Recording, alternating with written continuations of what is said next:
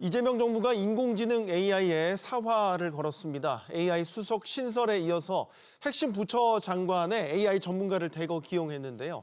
이와 함께 AI 분야에 대한 세제와 재정 지원도 언급했습니다. 이재명 대통령은 대선 공약으로 AI 3대 강국을 내세웠죠. 우리뿐만 아니라 전 세계가 AI 패권을 쥐기 위한 경쟁에 뛰어든 상황에서 정부가 과연 어떤 역할을 하면 좋을지 지금부터 이야기 나눠보겠습니다. 함께해 주실 분들 소개해드리죠. 크리아트 김연학 대표 나오셨고요. 또 서울과학종합대학원 AI 전략경영 이병욱 주임 교수, 또 경희대 테크노경영대학원 홍아름 교수 나오셨습니다. 안녕하십니까? 네, 반갑습니다. 용어만 토크쇼 직설은 SBS 비즈 뉴스 앱과 유튜브에서 실시간으로 시청하실 수 있습니다. 이재명 대통령은 지난달 국내 최대 규모로 지어지는 인공지능 데이터 센터의 출범식에 참석해서 AI 산업 육성 의지를 밝혔습니다. 그러자 SK 최태원 회장은 정부의 지원을 건의하기도 했습니다. 관련 목소리 먼저 듣고 토론 시작하겠습니다. 경부고속도로가 대한민국 산업화의 성공을 이끌었던 것처럼 대한민국 AI 대전환의 성공을 이끌 AI 시대의 고속도로를 구축하겠습니다. 정부 주도의 AI 시장 형성을 해주십시오. 그러니까 정부가 수요자가 좀 돼주십시오라는 말씀을 드리는데요. 저희가 아마 챗GPT 열풍부터 중국의 딥시크 충격까지 전 세계가 AI 열풍으로 지난 몇 년간을 뒤통수를 맞은 거 언론할 정도로 휩쓸었습니다. 근데 우리나라가 전통적으로 이제 IT 강국으로 불려왔는데 그 명성이 사실 이제 좀 무색해진 것 같습니다. AI에 있어서는 좀 후발주자다. 이런 평가가 지배적인 것 같아요. 제 얘기가 맞는지 모르겠습니다. 김연학 대표님 어떻게 보십니까? 사실 우리나라가 IT 강국이라 하지만 사실 IT 인프라 강국이지 서비스나 기술 측면에서는 물론 상당히 잘하고 있는 건 사실이지만 상대적으로 좀 떨어진 부분이 있었습니다. 네. 그래서 저는 이번에 그 정부가 AI를 가지고 정책의 중요 어젠다로 내세우고 강조하고 있는 것은 굉장히 이제 바람직하다. 그렇게 말씀드리고 싶고요. 사실 지금 사회자께서 말씀하셨지만 조금 길게 보면 지난 2016년 다보스 포럼에서 네. 4차 산업혁명이라는 그 화두가 대두되고 그때 그 핵심 기술로서 이제 AI를 많이 이야기하지 않습니까? 근데 사실 4차 산업혁명이라 해도 조금은 좀 두루뭉실한 이야기니까 그랬는데 지적하신 대로 2022년에 챗 GPT라고 하는 정말 제3자가 보면 신문물이죠. 네. 생성형으로 우리가 질문하는 데서 알아서 다 대답해주고 이런 생성형 AI 기술이 일반에게 기술자들은 옛날부터 알고 있었습니다만 네. 이렇게 공개되면서 굉장히 세계 각국이 너나 할 것 없이 시설 투자도 하고 여러 가지 정책적 이니시어티브도 제시하고 또 기업들은 엄청 투자를 하고 했는데 우리나라는 지난 3년 동안에 사실은 뭘 했는지 모르겠어요. 너무 정쟁이 많아서 그랬는지 사실은 정부 정책에 이니시어티브가 전혀 없었는데 조금 늦었지만 그래도 새 정부가 이런 것들을 가지고 정책 이니시어티브 1순위로 내세운 것은 정말 바람직하다고 생각을 합니다. 다만 그럼에도 불구하고 우리가 아까 사회자께서 질문하신 대로 그럼 우리가 왜 IT 강국이라고 하는데 AI는 늦었느냐. 사실 태생적인 문제가 있습니다. 잘 아시는데 우리나라는 굉장히 제조업 강국이거든요. 네. 제조라고 하는 건 하드웨어는 잘 만드는데 제조를 잘 하려고 그러면은 생산성, 그죠? 이피션시 그런 것들, 수율, 그리고 규율, 통제 이런 것들이 강조되는 특히 우리나라 대기업들 대부분 제조 회사들이지 않습니까? 네. 그런 기업 문화들 이 산업 전반계에 자리 잡다 보니까 개인의 어떤 창의성이라든지 자유로운 어떤 기업가 정신 이런 것들이 뒷받침이 돼야 하는 이런 소프트웨어 개발, 특히 이제 AI 쪽 기술 개발이 좀 더뎠다. 그래서 그런 것들은 기업의 문화라든지 전략 방향이 바뀌지 않는 한 단순히 정부 정책만으로 쉽게 이렇게 우리가 선진국 수준을 따라잡기 쉽지 않다는 그런 생각도 좀 들고요. 또 하나는 기본적으로 우리 사회 문화적 전반에 걸쳐서 네. 굉장히 그 안정지향적인 특히 취업을 하거나 직업을 고를 때 그렇지 않습니까? 이를테면 그 당장 이공계만 하더라도 우수한 인재들이 전부 의대로 몰려가서 사실 프로그램 개발하고 이런 쪽이 우수 인재들이 많이 몰려야 되는데 네. 그런 부분이 좀 있고요. 또 우리 부모들도 보면 자식들이 조금 더 안정적인 직장에 가기를 원하는 공기업이라든지 대기업에 가기를 바라는 마음들. 사실은 이런 것들은 조금 스타트업들이 꽃을 피고 많은 사람들이 혁신과 기업가 정신을 가지고 소프트웨어 개발도 하고 이렇게 달라붙어야 되는데 그런 전반적인 사회 문화, 교육부터 해서 이런 어떤 시대적인 전환 흐름이 있지 않으면은 사실은 정부 정책만 가지고 우리가 하루아침에 또 AI 강국이 된다 이렇게 보기 어려운 측면도 있습니다. 네. 김연학 대표님 역시 KT의 그 재무 책임자 출신이셔서 그러신지 명확하게 어깨 내에 이제 회자되고 있는 이야기를 찔러 주셨는데 왜 우리가 주도권을 놓쳤을까? 우리가 인프라가 없냐? 초고속 인터넷망이 없냐? 뭐 사실 여러 가지 이야기들을 하잖아요. 왜 주도권을 놓쳤다고 보십니까? 그러니까 일단 그 IT 강국이라는 용어 자체가 잘못된 건 좀 짚어주신 것처럼 저희가 이제 휴대폰, 반도체, 뭐 인터넷 보급률의 강국이었지 아무튼 소프트웨어가 이제 주도적인 적은 사실은 없었어요. 네. 이제 그게 문제인 거고 두 번째는 뭐냐면 사실은 이번 사태는 전 세계가 예견할 수 없는 제가 보기엔 저도 이제 전산을 전공한 입장에서 보면 네. 그냥 사고가 터진 거예요. 그러니까 예측할 수 있는 단계로 이게 기술이 발달해 왔다기보다는 이제 이게 예측이 불가능한 일에 수많은 자원을 투입할 수 있는 미국에서만 가능한 일인데 그 결과물이 예상을 너무 뛰어넘은 거예요. 그러니까 단언컨대 지금 샘 알트만도 이 정도의 이제 성능 예측 못했을 거고요. 본인도 예상을 못했어요. 당연하죠. 그런 관점에서 보면 우리가 이제 소프트웨어를 등한시한 건 문제고 네. 지금 현상적으로 우리가 많이 뒤처지게 된 거는 문제인데 그럼 예견할 수 있었고 예측할 수 있었나라는 측면에서 보면 그건 조금 다른 측면에서 또 볼 수도 있을 것 같아요. 일단은 이게 현상이 벌어졌고 이제는 따라잡아야 되는데 어떻게 따라잡아야 될지가 남아 있고 그동안의 IT 강국이라고 해서 마치 우리가 소프트웨어를 했는 것처럼 한 이런 이제 프레임에 좀 벗어나서 그동안에 등한시됐던 예를 들어서 클라우드의 정책이라든지 전반적으로 한번 짚어보고 이 모든 걸 한번 다시 한번 이제 우리가 경쟁력을 어디서 키워야 될지를 한번 짚어보는 좋은 계기가 됐으면 좋겠다 이런 생각 좀 해봅니다.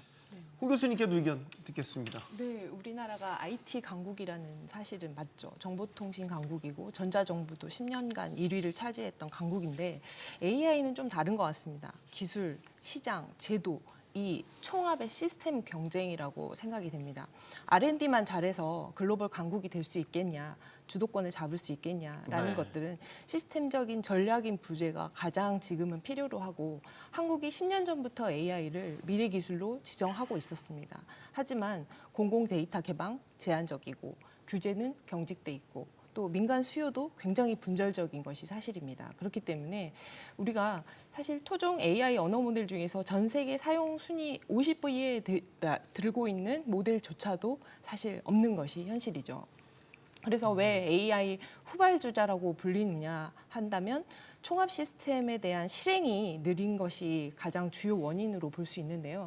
한국이 공급 중심자적인 R&D를 하기 때문에 논문이나 과제나 성과 위주로 평가되는 것이지 데이터를 확보하고 모델을 학습하고 AI에 대해서 실증 적용하고 피드백 개선이라는 이런 총합 시스템적인 내용이 빠졌다라고 지적하고 싶습니다. 그래서 결론적으로 저희는 늦었다가 아니라 이제 앞으로 어떻게 따라잡아야 될까를 설계해야 될 시점이라고 생각하는데요. 네. GPU 예산 늘리는 것 굉장히 중요합니다. 하지만 AI 수요가 아까 말씀하셨던 것처럼 정부가 돼야 되고 또 샌드박스나 데이터 개방이나 또 조달 제조에 있어서 그런 시스템적인 구조 개편이 필요하고 AI에 투자를 했으면 회수가 가능한 그러한 시스템을 만들어야 된다는 것이 저의 주장이고 AI가 기술이 아니라 이 시스템으로 경쟁하고 시스템을 이겨야 된다라고 생각합니다. 분야가 너무 방대해서요. 이거를 다 짚자면 진짜 끝이 없을 것 같은데 그래도 하나씩 쪼개서 저희가 좀 짚어볼게요. 일단 이재명 정부가 출범했지 않습니까? 그래서 AI와 관련된 여러 공약들도 내놨고 국정 운영 방향에 분명히 이 인공지능에 대한 중요성을 상당히 담아냈습니다. 그래서 AI 미래 기획 그 수석실을 신설을 했고요. 또 지금 나오는 게 AI4 회의를 가동할 것이다. 우리가 이제 F4라는 회의가 이미 있죠. 그것과 이제 준하게 이런 회의체를 가동할 것이다. 그리고 기재부 내에 AI국도 신설할 것이다. 어떻게 보면 일단 정부 부처부터 좀 조직 개편을 통한 변화가 예상이 되는 대목입니다. 어떻게 평가하십니까? 일단 뭐 가장 중요한 거는 이제 국가 의지를 명확하게 표현했다는 게 가장 중요한 것이고요. 네. 이제 기존에 보면 이제 뚜렷한 컨트롤 타워가 없이 각 부처별로 AI 이니셔티브를 따로 가지고 왔던 건데 네. 뭐 이게 컨트롤 타워를 만들었다는 게 중요하고 그보다 더 중요한 것은 이게 법적 이제 근거를 마련했다는 것 같아요. 그러니까 작년 우리 이제 AI 기본법이라는 게 만들어지면서 네. 이런 이제 위원회가 만들어질 법적 근거도 만들어졌고 이제 얼마 전에 이제 입법 예고했지만 그 권한까지 이제 대통령으로 만들기 시작을 했고 중요한 건 열심히 하자가 아니라 이걸 지원하기 위한 법제부터 여러 가지 정비가 돼야 되는데 그런 관점에서는 국가 의지도 표명을 했고 그다음에 법제도 해서 이런 위원회가 구축됐을 때 어떤 권한을 줄지도 이제 어느 정도 교통정리를 한 거죠. 그래서 그 동안에는 AI를 외치기는 했었으나 뭐 각 부처별로 이니셔티브가 나누어서 어떻게 통합되지 않았는데 그게 이제 대통령 직속으로 컨트롤 타워도 생기면서 법적 권한과 그 법적 근거도 마련해진 상태를 보면 과거와는 크게 다르게 뭔가 이제 앞으로 나갈 일단 최소한의 근거는 마련되지 않나 이렇게 네. 긍정적으로 좀 보고 있습니다. 예, 예. 구윤철 경제부총리 겸 기획재정부 장관 후보자가 인사청문에서 AI에 대한 중요성, AI로 국가 대전환을 시도하겠다. 이제 이런 식의 포부를 밝히기도 했습니다. 그러면서 나온 게 세제 지원, 네. 재정 지원에 대한 이야기도 했단 말이죠. 그리고 아까 홍 교수님 말씀하셨던 수익 회수가 가능한 시스템으로 변하지 않으면 결국 AI 발전이 어렵다. 네. 이 이야기와 맞닿아 있는 뭐 계획인 것 같나요? 네, 맞습니다. 그 집중 지원, 세제 재편에 대해서 AI 집중 지원하겠다는 발언은 앞으로 예산과 제도화하겠다는 발언이라고 받아들여지고 네. 이러한 정책적 방향성에 있어서 이것이 어떤 과기부가 기술을 보고 산업부는 기술 수요를 보고 기재부는 투자 방향을 잡는 그런 역할을 해야 하는데 이런 것들이 하나로 조정되는 컨트롤 타워가 있어서 이러한 예산과 제도를 정책화하는 것이 필요하다라고 생각합니다. AI 사업자들 얘기를 좀 들어보면 규제는 엄격하고 실증은 어렵고 사업화는 막혀 있다. 이런 이야기들을 하고 있습니다. 이게 AI 한다 하면 예산을 늘리고 하는 것들이 해결 방안에서 더 나아가서 조달 시장하고 연계하는 전략 그리고 규제 샌드박스를 어떻게 해서 실증을 좀 더 쉽게 하는지에 대한 전략 그리고 GPU 인프라 같은 것들을 공유 자원으로 활용하는 전략 이런 것들이 수요 기반의 투자 전략이라고 말씀드릴 수 있을 것 같습니다. 네. 그리고 마지막으로는 실제로 AI 정책이 산업 정책으로 우리가 출발을 하지만 이거는 사회 정책적인 접근이 굉장히 필요한 부분이라고 생각합니다. 왜냐하면 교육, 노동, 시장 그리고 정보 접근과 지역 간의 이슈까지 모두 다뤄내야 되기 때문이라고 생각하는데요. 이런 생성형 AI 확산으로 봤을 때 이런 AI 디바이드, AI 격차를 없애는 것이 굉장히 중요합니다. AI를 활용하고 하고 행정이나 교육이나 노동시장에서 공공 영역에서 대응할 수 있도록 네. 편성하는 그런 전략이 시급합니다. 제가 이렇게 네. 정부에서 발표한 걸 보면 참 가슴이 웅장해집니다. 너무나 하고 싶은 일도 많고 굉장히 의욕이 넘치는데 제가 이제 조금 첨언을 하자면 지금까지는 이제 우리가 AI 가버넌스가 없었다라고 계속 산업계에서 문제 의식을 지적해 왔거든요. 네. 근데 최근에 제가 느끼는 느낌은 이것도 사공이 너무 많아가지고 배가 산으로 가는 거 아닌가? 우리나라에서 사실 최고의 정책 기구는 대통령실입니다. 네. 대통령실에 AI 수석을 만든 건 굉장히 잘한 일이라고 보고요. 근데 이제 각 부처에서 우후죽순격으로 실이나 국단위를 이렇게 만들게 되면 공무원들은 업체에 군림하려고 그러지 절대 봉사하지 않거든요. 그래서 이 가버넌스를 좀 정렬하고 실제 각 부처에서는 콜센터 같은 거 만들어가지고 산업계에서 AI 산업계에서 뭐랄까요 애로사항 있거나 그걸 해결해주는 일테면 정책으로 군림하면서 이렇게 해라 저렇게 해라 규제를 하는 기관이 아니고 그때 문제 각 부서별로 자기 소관 기업들이나 분야에 애로사항을 해결해주는 콜센터 위주로 정말 위에서 정책을 내서 찍어 누르는 것이 아니고 밑에서 봉사하는 그런 개념으로 가서면 어떨까 싶고요. 그다음에 제가 또 하나 우리라기보다는 조금 이제 바라는 거는 어떤 정부든지 처음에 굉장히 그럴싸한 정책 가지고 굉장히 멋있게 포장해서 내놓습니다. 네. 사실 지금 이번에 나온 것도 보면 전 기본적으로 100% 찬성하지만 저게 제대로 다 될까라고 하는 의문을 가진 정책들도 꽤 있거든요. 그래서 이런 어떤 정책을 내세울 때 그리고 처음에 막 취임하고 몇 달 동안 시끄럽다가 2, 3년 지나면은 조용히 그 정책에 대해서 사라집니다. 그래서 기왕에 이렇게 크게 내세웠으니까 가버넌스도 잘 정리를 하고요. 그래서 해마다 작년 1년 동안에 그 실적이 어땠는지 이렇게 반성하는 리뷰하는 모임을 꼭 대통령 주제로 가졌으면 좋겠어요. 그리고 내년에 어떻게 해마다 롤링으로 5년 동안 그렇게 하면 분명히 실적이 나올 겁니다. 근데 과거에 보면 한 1, 2년 하다가 허지부지 되고 또 장관 바뀌면 허지부지 되고 네. 그런 경우가 많았거든요.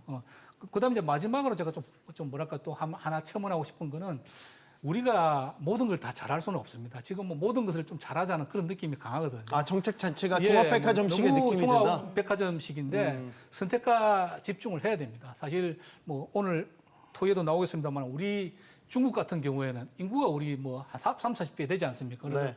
당연히 인력도 우리보다 고급 인력이 우리 수십 배 되고요. 중국은 양적으로 우리보다 압도적으로 앞서 있고 미국은 양적, 질적으로 다 앞서 있습니다. 근데 우리가 중국하고 미국하고 붙어가지고 다 잘하자, 그건 굉장히 어려운 일이고요. 선택과 집중, 한국이 잘할 수 있는 거. 우리나라가 아까 말씀드린 제조업이 강하고 또 제조가 강한 분야가 몇 개 있어요. 뭐 자동차라든지 조선이라든지, 그죠? 아니면 문화적이면 K컬처 이런 것들 있지 않습니까? 네. 그래서 우리 AI는 기존에 한국이 강세를 보이고 있는 그 산업 분야에 접목해서 잘하고 있는 걸 더 잘하게 하는. 그러니까 이를테면 우리가 전혀 그 문외한인 분야에 뛰어들어서 이것도 한번 미국까지 붙어보겠다. 이런 것은 굉장히 어렵다고 보고요. 그래서 선택과 집중을 하게 되면 그래서 정부가 어느 산업을 하라고 너무 이렇게 푸시는 하면 안 될 것 같고요. 정부는 기본적으로 해야 될 거는 지원입니다. 다만 이 AI 인프라도 우리가 굉장히 부족한 면이 많기 때문에 정부가 AI 인프라를 지원하는 것은 뭐 당연히 해야 된다고 보여요. 아까 대통령께서 SK 회장하고 나오셨던데 이를테면 인프라라고 하면 기본적으로 우리가 컴퓨팅 파워가 있고 그다음에 전력 공급이 있거든요. 그래서 조금 이따 좀 말씀드리겠지만 네. 우리가 뭐 GPU 확보라든지 데이터 센터 확보 그리고 전기를 안정적으로 공급하는 것들 이런 것들은 사실 민간이 하기 굉장히 어려운 일입니다. 우리나라에서. 그래서 그런 부분들 인프라 제공에 정부가 조금 더 돈을 많이 투자해주고 서비스 개발에 이런 것들은 기본적인 규제 완화라든지 정책 방향만 제시해주고 정부가 너무 개개의 서비스 하나하나에 끼어들어서 이거 해라 저거 해라 그렇게는 안 했으면 좋겠습니다. 네. 얘기가 나와서 갑자기 생각난 건데 90년대 후반, 2000년대 초반 그때 이제 그 소위 말해서 인터넷 1세대들도 등장을 했고 당시 초고속 인터넷망도 이제 국가 주도로 막 구축이 됐었잖아요. 그때 그 인프라가 마중물이 돼서 사실 뭐 네이버라든지 지금 다음, 카카오 같은 기업들이 탄생하게 된 초석이 됐지 않습니까? 예, 뭐 그 당시에 뭐 제가 근무했던 KT라고 하는 회사가 당시 정부의 지분이 있었고 지금은 완전히 민영화돼서 네. 민간 업체들이 경쟁을 벌이고 있습니다만은 그 당시 정부가 지분을 갖고 있는 국영기업인 KT가 우리나라 인프라 개발에 많이 그죠 투자를 하고 또 정부 정포적인 지원을 받았죠. 근데 지금은 시대가 좀 많이 변한 것 같습니다. 일단 전력 쪽은 인프라를 정부가 가지고 있지만 통신 IT 인프라 쪽은 민간 통신 3사가 경쟁하는 체제이기 때문에 정부가 직접 투자하기는 어렵고요. 어떻게 통신 3사가 과거에는 사실 이제 인프라 경쟁을 유도했는데 요즘 서비스 경쟁이 좀 되고 있는데 정부가 인프라를 투자하는 기업들에 대해서 뭐 꼭 그것이 통신 3사가 아니더라도 대기업이라 하더라도 조금 더 인센티브를 주고 할 수 있는 그런 방향으로 좀 정책이 전개되었으면 좋겠습니다. 네. 그때와 지금 이제 분위기는 그때도 그랬지만 으쌰으쌰하는 분위기가 있었잖아요. 건 인프라부터 해서 뭐 CDMA 개발까지 해서 정말 하나의 드라마처럼 그때 그 신화를 일궈냈던 그때 역사가 좀 반복됐으면 하는 바람인데 100조 펀드 이야기를 한단 말이에요. 지금 AI 100조 펀드. 이게 확실한 마중물이 될 거라고 지금 정부에서 기대를 하고 있는데 어떻게 보십니까? AI 100조 펀드 실현 가능하다고 보시는지 이게 이제 민관 네. 합동 펀드 구조로 지금 설계된다는 거예요? 네. 사실 이 100조라는 숫자가 굉장히 선언적이고 사실은 AI 국가 전략 인프라를 하기 위해서 매우 중요한 전환점이 될 거라고 생각이 되는데요. 과거의 녹색 성장 펀드나 뉴딜 펀드 이때들도 다양한 관제 펀드들이 출범했지만 실제로 좀 실패가 하였다고 평가됩니다. 왜 실패했을까? 다 실패했죠. 어디에다가 사실은 투자해야 될지에 대한 설계, 그 설계가 부족했다는 좀 평가를 내리고 싶은데요.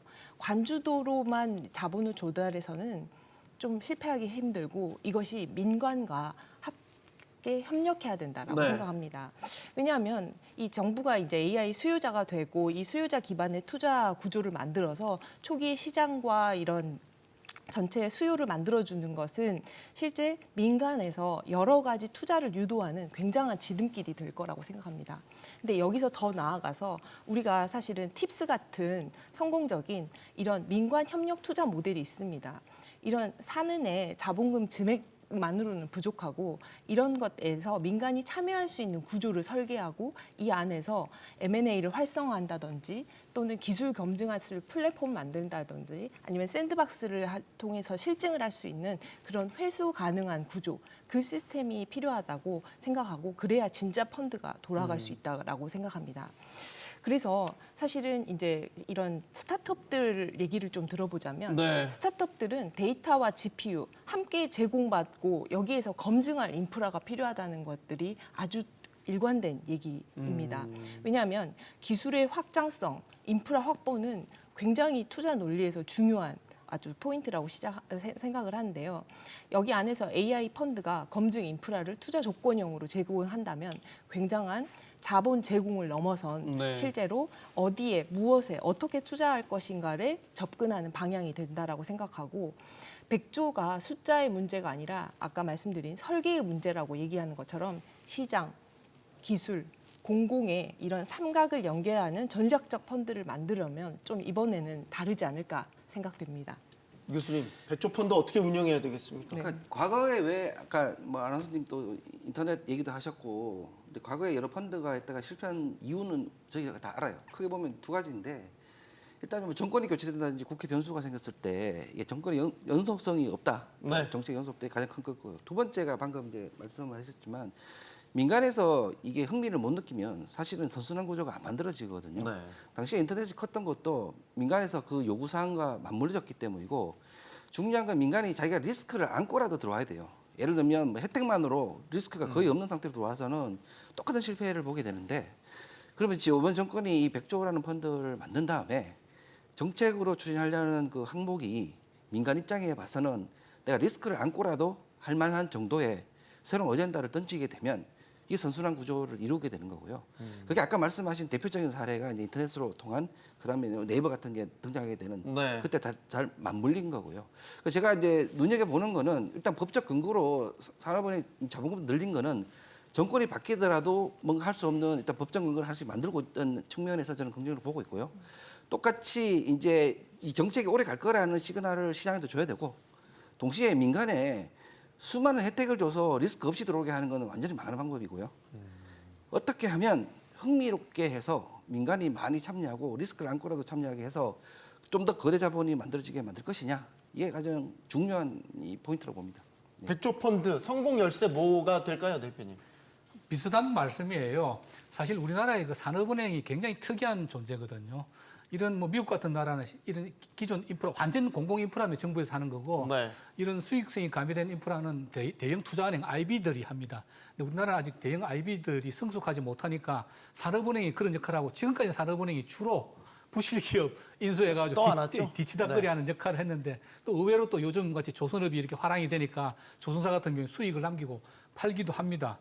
그래서 저는 뭐 정부가 이런 AI를 한번 적극 밀어보자는 이니셔티브 차원에서 이런 펀드를 조성하는 거 저는 뭐 할 수 있다고 봅니다. 그리고 이제 두 분 교수님 걱정하듯이 민간의 인센티브 메커니즘이 들어와야 되는데 이게 워낙 리스크가 크기 때문에 완전히 민간에 100% 맡겨놓으면 아무도 안 할 거란 말이죠. 그래서 정부가 산업이 사실 산업이 정부니까 어느 정도 리스크를 맡는다라는 그런 개념에서 보면 저는 산업은행을 가지고 활용하는 거는 좀 뭐 일리는 있다. 다만 두 가지 조건. 첫째, 각각의 투자 프로젝트에 대해서는 철저하게 인센티브 메커니즘을 가야 된다. 두 분 말씀하신 게 똑같은데 민간도 같이 참여해가지고 이거 가지고 도저히 돈이 안 될 것 같다. 그러면 차라리 100% 정부 예산으로 해야 됩니다. 이 산업은행이라고 하는 거는 정부 투자 기관이기도 하지만 또 약간의 그 기업이기 때문에 수익성을 생각 안 할 수가 없는 거거든요. 네. 그래서 각각의 프로젝트에 대해서 투자를 했을 때 엄밀하게 그 심사를 해가지고 그 가능성이 어느 정도는 그래도 완전 100% 민간의 자본보다는 조금 리스크 테이킹을 더 하겠지만 그래도 너무 이렇게 수익성이 없는 프로젝트에 투자하면 안 된다라고 하는 거. 두 번째는 운영의 효율성인데 저는 반드시 이 펀드의 책임자는 민간에서 스카우트한 사람이어야 된다. 뭐 우리 펀드 매니저들인데 훌륭한 사람들은 벤처 캐피탈 찾아보면 많이 있거든요. 네. 그런 분들한테 전권을 주고 이 기금을 운용하도록 해야지. 이 공무원 사고방식으로 이렇게 하다가는 정말 그들라고 이 산업은행이 그들라면 결국은 국민 부담으로 돌아오거든요. 네. 그래서 그 철저하게 수익성, 인센티브 어느 정도는 100% 민간보다는 좀 덜하더라도 프로젝트별로 인센티브 수익성 메커니즘을 가지고 프로젝트를 선정해야 되고 네. 그 운영의 책임자는 민간 부분에서 스카우트된 사람이 돼야 된다. 그 두 가지 원칙만 지킨 상태에서 이 펀드를 출범한다고 그러면 저는 뭐 의외로 또 왜냐하면 이 분야 자체가 과거처럼 이렇게 뒤치다거리하는 그런 분야가 아니고 앞으로 굉장히 무한한 성장 가능성이 있는 분야거든요. 네. 그리고 실제로 좋은 기술을 가지고 이 스타트업을 기술은 있는데 자금이어서 투자를 못 하고 있는 뭐 벤처 기업인들 주변에 많이 보고 있거든요. 예. 그런 사람들한테 기회가 돌아간다면 저는 이것도 뭐 잘 운영만 잘한다면 뭐 의외로 성공할 수 있다고 봅니다. 과거에 이제 관제 펀드들이 실패했던 전례를 반복하지 않으려면 이제 방금 세 분께서 말씀해주신 부분들이 이제 펀드 운영에 충분히 방향성에 담겨야 되겠다는 생각이 드는군요. 이재명 대통령이 또 하나 내걸은 게 이제 좀 구체적이긴 한데 그 인공지능 개발에 꼭 필요한 칩, 뭐 전 세계적으로 없어서 지금 못 팔고 있지 않습니까? GPU인데 5만 개를 확보하겠다라고 했어요. 이 교수님, 업계에서 어떻게 보십니까? 5만 개 확보가 가능하다고 보십니까? 일단 뭐 선언적 의미가 가장 큰 거고요. 일단 그 공급자 입장, 엔비디아 입장에서 봐서는 그동안에 큰 손들이 있죠. 뭐 예컨대 오픈 AI에도 70만 개, 그 메타마에도 30만 개 수준인데 이제 우리는 5만 개란 말이에요. 그동안에 큰 손 시장이 뭔지에 대한 그 전략적인 시장이 뭔지에 대한 배분에 있어서 이제 한국도 이 인프라에 본격적으로 뛰어들겠다는 이제 정부 차원의 시그널이다 보면 엔비디아에서도 앞으로 이제 공급에 있어서 네. 아무래도 우선적인 전략적으로 바꿀 가능성이 좀 있을 거고요. 그보다 더 중요한 거는 이제 국내에도 이 유사 업체들이 많이 퓨리오사 AI라든지 뭐 리벨리온 같은 업체들이 주는 시그널이 네. 야 이제 우리도 근데 팹리스 관련된 부분에서 좀 더 이 안정적인 투자를 가능할 수 있겠다라는 이게 보통 우리가 GPU를 하나 가지고 오게 되면 그 렉에다 설치하고 이 유관된 산업이 5개, 6개로 벌어지거든요. 네. 그 단순히 GPU를 들여온다는데 그치는 게 아니라 그 GPU를 구동하기 위한 여건 산업이 같이 커져야 돼요. 근데 그런 데 대한 국가 차원의 명확한 의지 표현, 그래서 유관 산업들이 다 같이 성장할 수 있는 표현을 했다는 점에서 매우 긍정적이고 5만 개가 가능할 것이냐를 봤을 때는 뭐 전 세계가 뛰어드는 마당에 가능할 것이냐 안 할 것인가도 중요하지만 그 의지 표면으로서 지금까지의 시장 경쟁과 다른 우리도 중요한 전략국으로 좀 분류해 주라. 그래서 우리도 앞으로는 많은 GPU를 쓸 것이고 동시에 국가 산업 측면에 있어서도 많은 이제 국내 산업들 중에 이걸 유관된 대여섯 개 이 산업군에서 우리도 앞으로 좀 투자를 해야 되겠다라는 정말 중요한 시그널을 준 거라고 보고요. 네. 사실 5만 개로 할 수 있는 거는 별로 없죠. 이게 뭐 저희가 별로 없습니까? 5만 개나 되는. 이게 저희가 이제 인공지능 모델을 볼 때 훈련할 때 드는 이 인공지능과 그 다음에 정렬 추론 정도에 볼 때 추론이 이제 실제로 나중에 운영할 때거든요. 이 훈련할 때는 수십만 개 있어도 못 따라가요. 근데 저희가 추론이라는 단계만 보면 몇만 개 정도를 할 수 있는 부분이거든요. 네. 그러니까 전방 산업 쪽에서는 큰 영향을 줄 수 있지만 기간 예를 들어서 기초 모델 산업에 있어서는 5만 개를 확보해봐야 할 수 있는 게 하나도 없는 정도로 보시면 돼요. 근데 선언적 의미가 매우 크다. 앞으로 더 확보하자.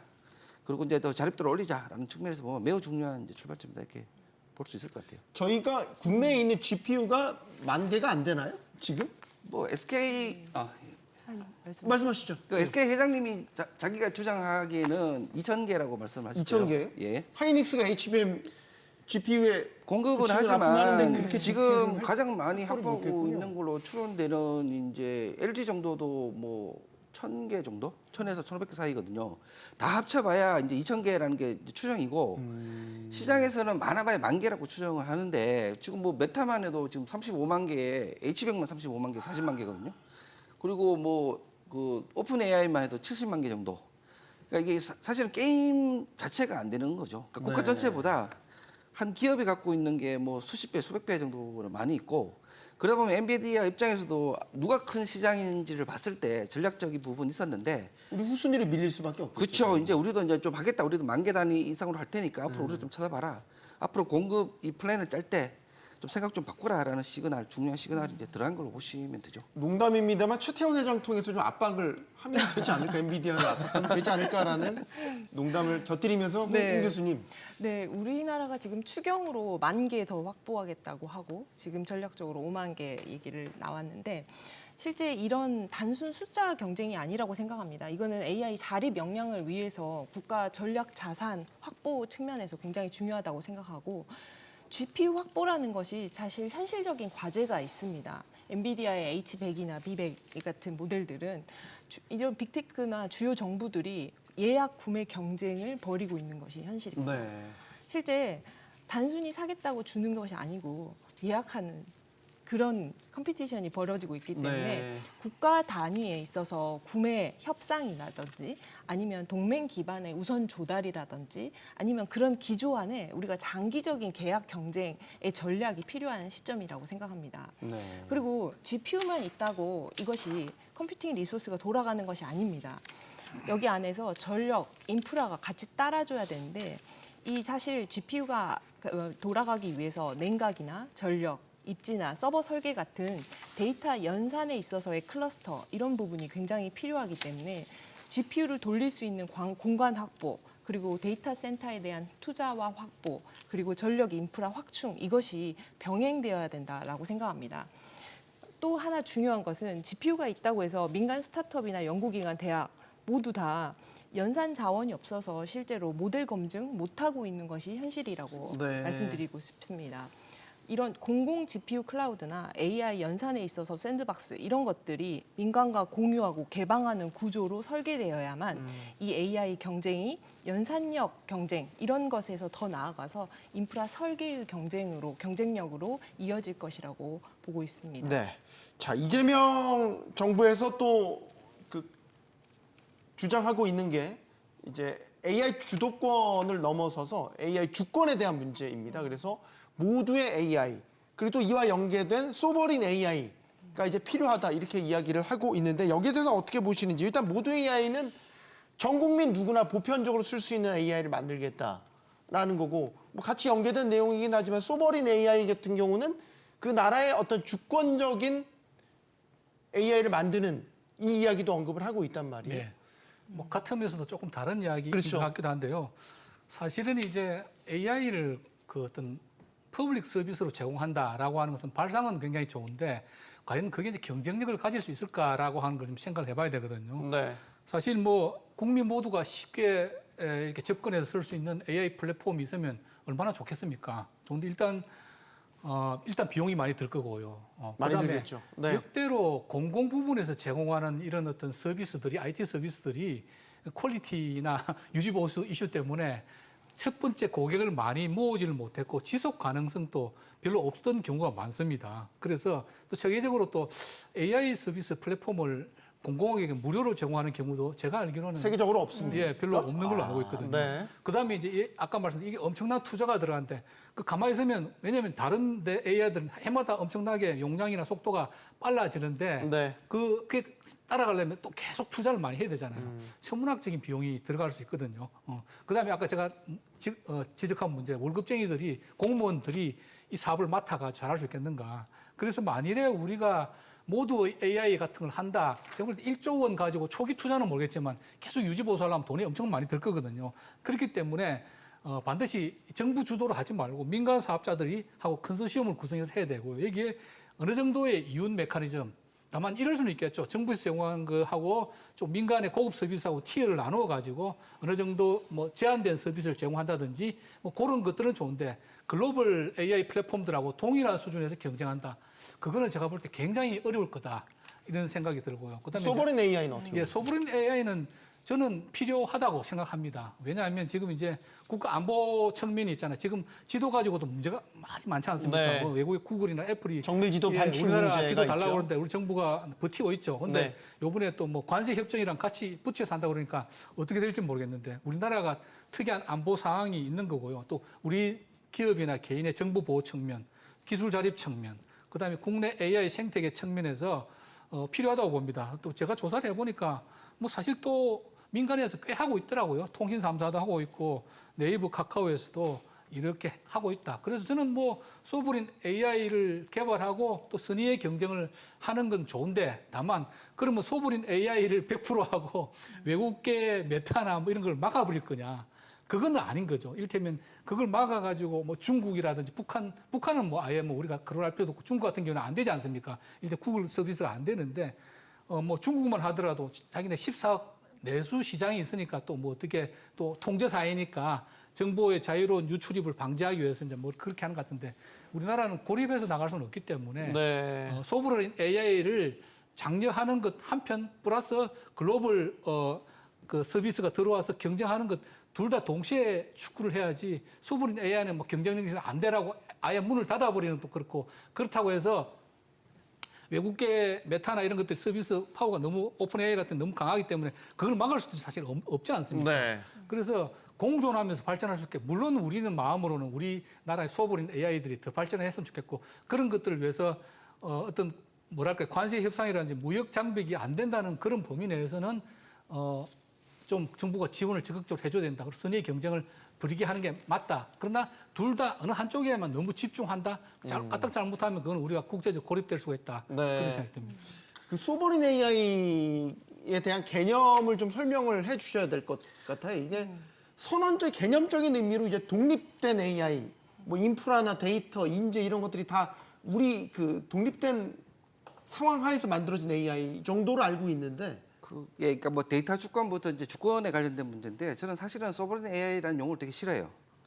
왜냐하면 이게 마치 국산품 애용 문제처럼 옛날 국산품 예, 애용할 때 그렇게 같은 느껴질 정도? 수가 있거든요. 네. 저희가 이제 과거를 돌이켜 보면 그때 HWP 살리기를 했었잖아요.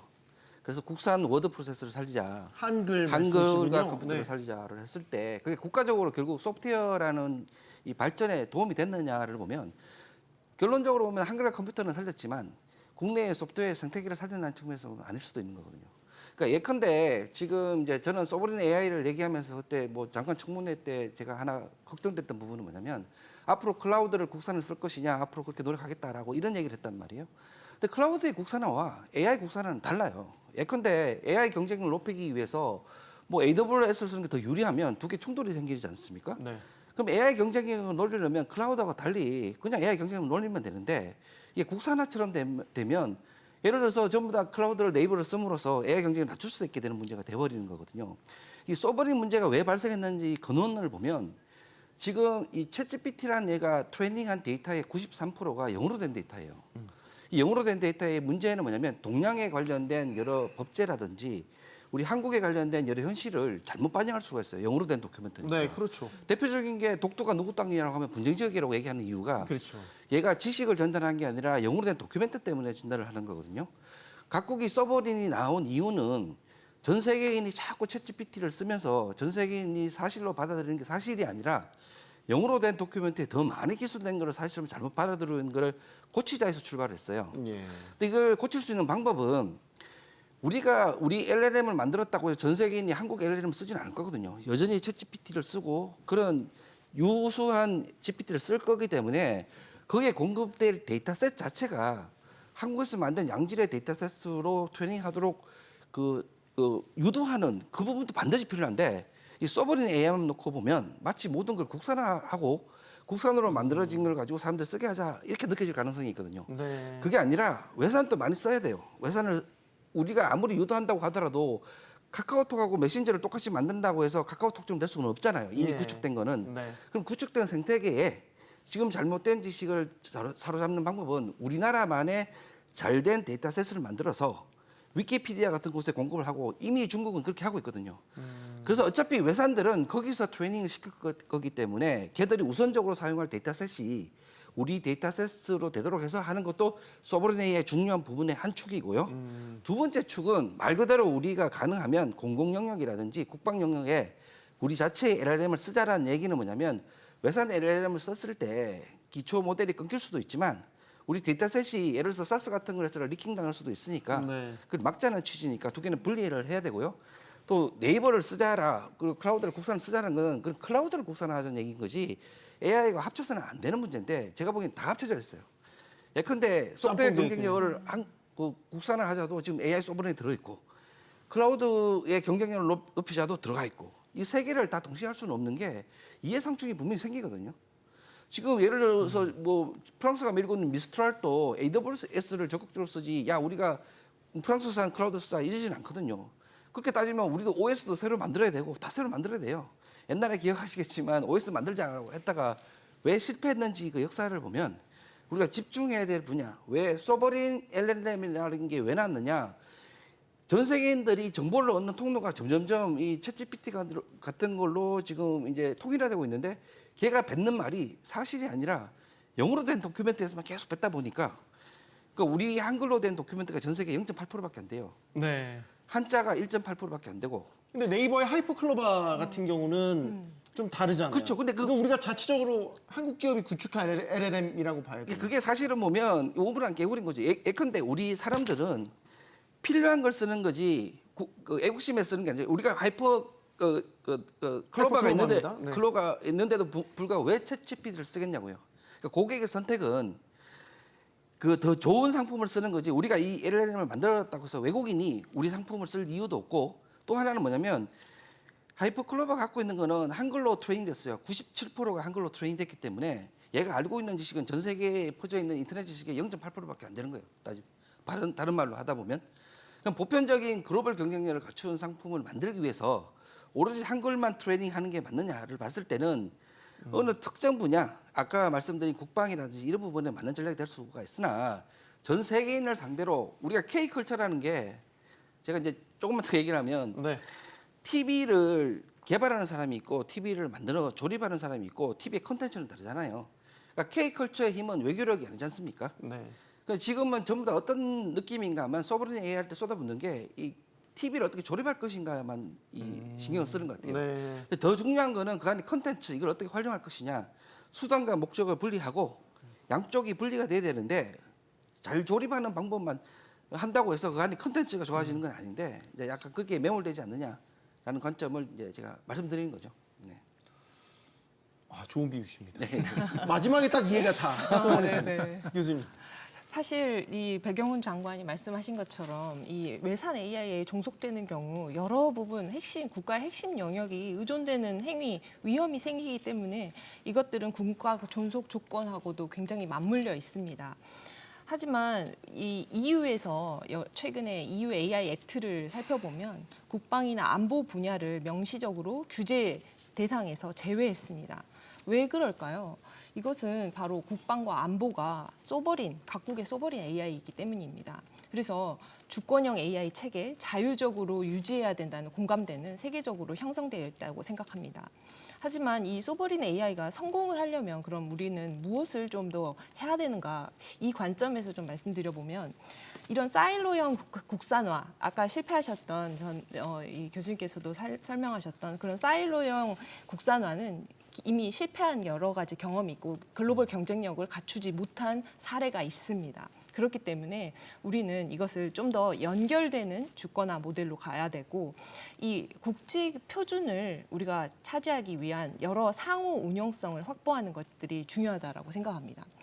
여기에 있어서 실제로 지금 아까 챗GPT나 제미나이나 여러 가지 모델들은 이 호리젠털 AI에서 오픈 모델을 만들 때의 국가 간의 협력 이것은 굉장히 중요한데 이런 API를 중심으로 해서 좀 더 개방형 생태계를 만드는 것들은 주권은 지키되 협력은 확장하자 이러한 방식이 전략이 되어야 된다라고 생각합니다.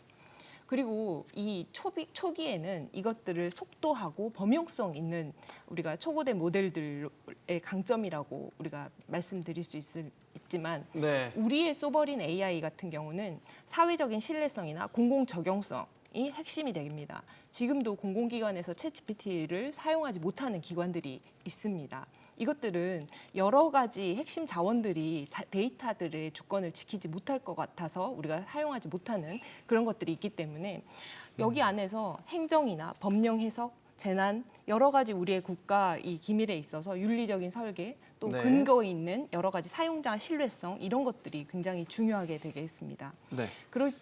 그렇기 위해서는 우리의 소버린 AI는 좀 우리만의 기술 만드는 그런 세대적인 차원에서 더 나아가서 우리의 기준과 방식과 표준으로 AI 생태계를 구축해서 글로벌 경쟁력을 구축하자라는 이러한 새로운 축으로 좀 다뤄져야 될 부분이라고 좀 말씀드리고 싶습니다. 저희가 거의 이제 마칠 시간이 됐는데 마지막 질문은 좀 짧게 답변 부탁드리는데 인재 이야기를 하려고 해요. 최근에 이제 뉴스에서 화제가 됐던 게 빅테크들의 AI 인재 쟁탈전입니다. 뭐 수억을 들여서라도 핵심 인재들은 무조건 데려온다라는 게 요즘에 빅테크 AI 인재 쟁탈전 이렇게 많이 화제가 됐는데 우리 한국에서 요즘에 AI 인재들이 많이 빠져나오고 있다는 이야기가 많이 들려서요. 어떻게 보시는지 대표님 먼저 의견 여쭙겠습니다. 심각하죠. 제가 통계를 보더라도 한국이 뭐 상당히 인재가 OECD 평균 대비 굉장히 많이 우수 인재가 많이 빠져나가는 나라고요. 그건 아신 대로 보상 체계가 제대로 안 돼 있기 때문입니다. 이 대학 교수 두 분 계시지만 지금 대학 등록금 10년 이상 동결돼 가지고 거의 뭐 같은 분야에 민간 분야에 근무하시는 분 대비 현저하게 적은 봉급을 받고 있고요. 실제로 기업에서 일 열심히 잘한다고 해서 연공서열이라는 나누기 N 문화 때문에 자기 능력이나 실력만큼 보상을 못 받고 있는 것이 사실이거든요. 제 친구가 서울대 교수하다가 중국 갔는데 예, 한 5배 정도 받는다고 그러더라고요. 근데 중국이 우리보다 1인당 GDP가 3분의 1밖에 안 되는 나라니까 얼마나 중국 같은 사회주의 국가에서도 대우를 해준다는 것 아닙니까? 그래서 우리가 이런 AI 기왕에 AI를 육성하기로 했으면 그 제일 중요한 게 인재 문제고, 그래서 우리나라의 전통적인 나누기 N, 연공서열 이런 문화들을 과감하게 이런 기술 분야부터 깨가지고 기업은 이미 좀 그렇게 하고 있어요. 네. 공공 분야라든지 대학에서도 좀 이런 도입될 수도 있던 이 말이 쉽지 등록금 인상 문제라든지 정부 지원 이런 여러 가지 문제가 얽혀 있긴 합니다. 근데 인재가 없으면 AI 아무리 뭐 100조 펀드를 만들더라도 발달하기 어렵거든요. 가장 중요한 것이 인재다. 이 인재들을 가장 잘 끌어모을 수 있는 방법은 성과에 맞게끔 임금을 지급하는 거다. 그걸 강조드리고 싶습니다. 이 교수님, 제자들도 고민이 많죠? 그렇죠. 근데 저는 또 중요한 게 0.1% 전략과 30% 전략은 이제 병행해야 돼요. 우리가 산업을 보면 이제 후방 산업이라고 해서 이제 기초 연구를 하는 부분도 있지만 이걸 어디 응용할 건지가는 전방 산업도 매우 중요하거든요. 전방 산업은 일반적인 이제 30% 인재를 위한 전략이 필요하고요. 0.1% 전략이 이제 유출되는 걸 막기는 힘들겠죠. 돈으로 막을 수는 없어요. 근데 더 중요한 건 뭐냐면 지금 프랑스의 미스트랄 같은 경우에는 누가 만들었는가 하면 딥마인드에 다니다가 다시 프랑스에 와서 오픈AI에 다니다가 프랑스에 와서 뭉친 3명이 만든 거거든요. 네. 그럼 어떻게 귀환하게 만들 것이냐. 뭐 유출을 다른 입장에서 보면 해외에 나와서 좋은 걸 배우고 그럼 왜 돌아오게 될 것이냐. 여기에 대한 거는 힌트가 많아요. 중국에도 탑 1000 프로그램이라고 해서 네. 어떻게 하니까 돌아오더라라는 게 있고 대만도 그런 프로그램이 있거든요. 그래서 이제 탑 0.1에 쓰는 전략과 30%의 전략을 분명히 분리를 하고 특히 탑 0.1은 일단 나가서 배우고 들어오는 것도 제가 보기에는 이것도 현 상황에서는 받아들이고 네. 그다음에 그걸 어떻게 활용할 거라는 문제가 되게 중요하고요. 어쨌든 일단 저도 연구를 했지만 연구원의 가장 중요한 거는 연구가 안정적으로 지속적으로 될 것이냐지 어느 스레솔드를 넘으면 이걸 2배 주든 3배 주든 별로 민감하게 반응 안 해요. 예. 그러니까 최소한 스레솔드를 주고 안정적으로 연구할 수 있다는 시그널만 주면 분명히 리턴이 됩니다. 그러면 우리도 이제 뭐 여러 가지 새로운 외국 문물을 들어온 사람들이 이제 기여를 할 수 있는 그런 토대가 되겠죠.